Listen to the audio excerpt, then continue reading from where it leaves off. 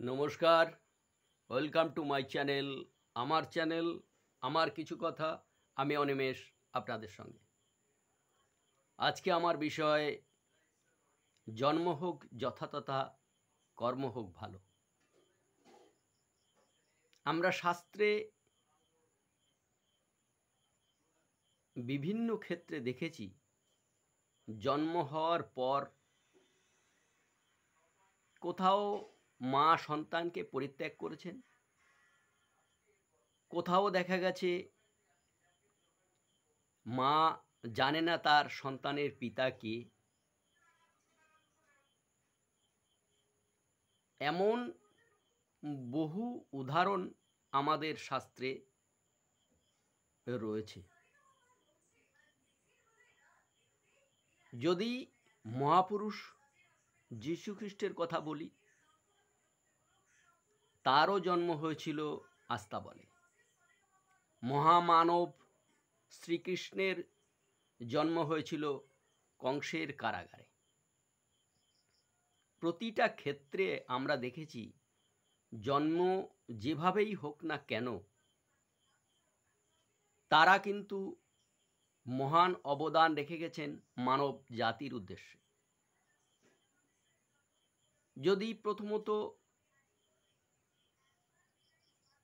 মহাভারতের চরিত্র কুন্তির কথাই আমি ধরি, তবে তিনি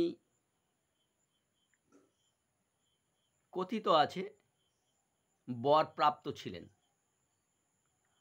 সেই বর পরীক্ষা করার জন্য সূর্যদেবের শরণাপন্ন হয়েছিলেন এবং সূর্যদেবের বরে তিনি কুমারী অবস্থায় জন্ম দিয়েছিলেন দাতা কর্ণ বা কর্ণের। লোকলজ্জার ভয়ে তাকে তিনি পরিত্যাগ করেন। কর্ণকে লালন পালন করেন অধিরথ নামে একজন ধোপা। তাই তিনি অধিরথ পুত্র বা সুতপুত্র নামে সর্বজনবিদিত। কর্ম তাকে এমন পর্যায়ে নিয়ে গেছিল যে তার কর্মের দ্বারা তিনি সবার মনে জায়গা করে নিয়েছিলেন। তিনি দাতা কর্ণরূপে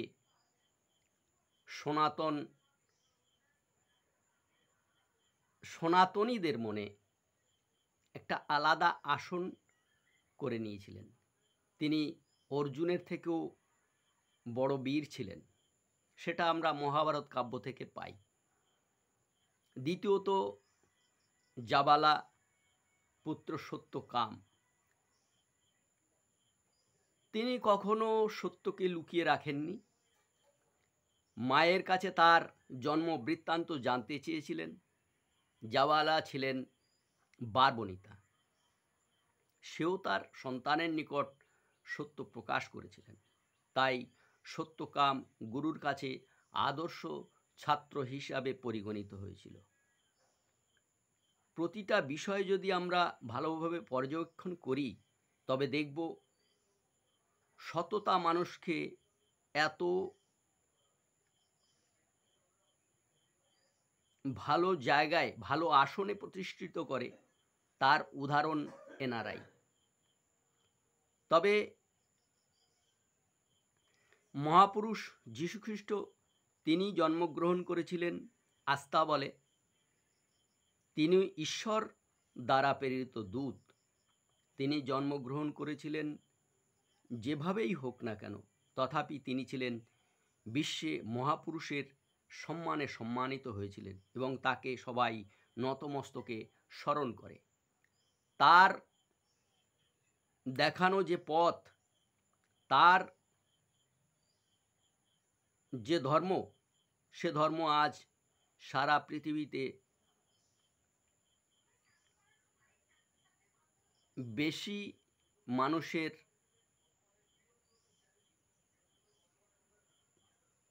প্রদর্শিত ধর্ম। বিশ্বের সর্বশ্রেষ্ঠ মানবরূপে তিনি পরিগণিত হয়েছেন। তিনি দেখিয়েছেন ক্ষমাই মানবজাতির শ্রেষ্ঠ ধর্ম, যার ফলস্বরূপ পৃথিবীতে তার দেখানো পথ মানবতার পথ। যদি দেখি যদি বলি পরম প্রেমময় ঈশ্বর শ্রীকৃষ্ণের কথা, তবে তিনি জন্মগ্রহণ করেছিলেন কারাগারে। তাকে হত্যা করার ক্ষমতা তার মামা রাজা কংসের ছিল না। শ্রীকৃষ্ণ মানব রূপ ধারণ করে মামা কংসকে ধ্বংস করেছিলেন। তিনি সর্বশক্তিমান পরম প্রেমময় ঈশ্বর। তাই সমস্ত মানুষের উচিত একটিমাত্র মূল মন্ত্র হোক, ভালো কর্ম করুন, ভালো কাজ করুন, ভালো কাজ করতে সাহায্য করুন। যে কাজ মানবতার কল্যাণ হবে, মানব জাতি আরো ভালো পথের দিশা পাবে। সবাই ভালো থাকুন, সুস্থ থাকুন, এই কামনা করি। ধন্যবাদ। আজ এই পর্যন্ত।